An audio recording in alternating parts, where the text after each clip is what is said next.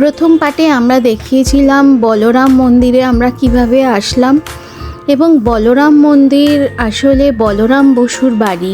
শ্রী শ্রী রামকৃষ্ণদেব তার অসুস্থকালীন সময়ে এখানেই উঠেছিলেন এবং সেই সময় মা সারদা দেবী এই ঘরটিতেই থাকতেন।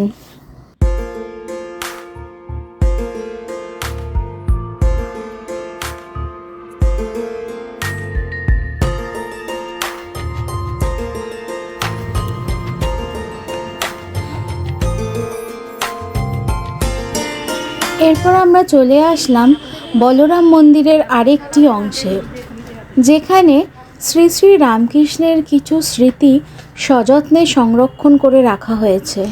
এটি হচ্ছে সেই রথ, যেই রথ রথযাত্রার সময় শ্রী শ্রী রামকৃষ্ণদেব নিজে হাতে টানতেন।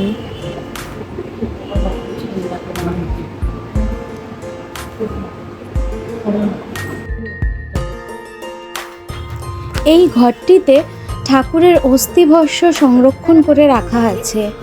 কথিত আছে ঠাকুর বলেছিলেন যেইখানে তার অস্থিভস্য থাকবে তিনি সেখানেই অবস্থান করবেন।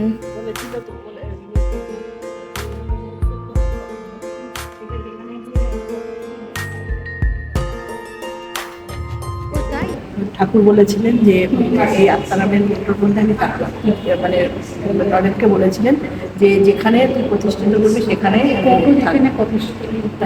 কিছুটা বলরাম বাবুর বাড়িতে রেখে আর কিছুটা এখান থেকে আমরা আবার মায়ের বাড়ি চলে গেলাম। সবাই এবার মায়ের ভোগ প্রসাদ নেব।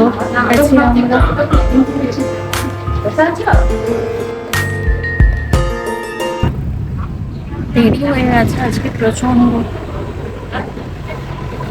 কোনো গাড়ি ছিল না যাত্রী সাথীতে, প্লাস আবার এত জ্যাম, ট্রেনও লেট করবো আজকে। 10টা থেকে এক্সাম, এখন কটা বাজে? 9টা, 9:30 বাজে।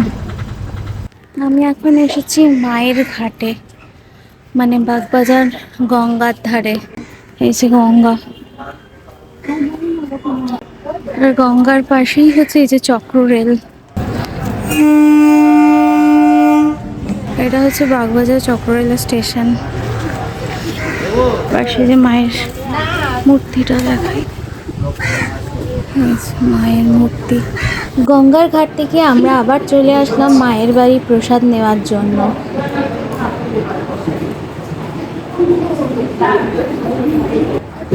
যারা মাটিতে বসতে পারে না তাদের জন্য এরকম চেয়ার টেবিলের ব্যবস্থা রয়েছে।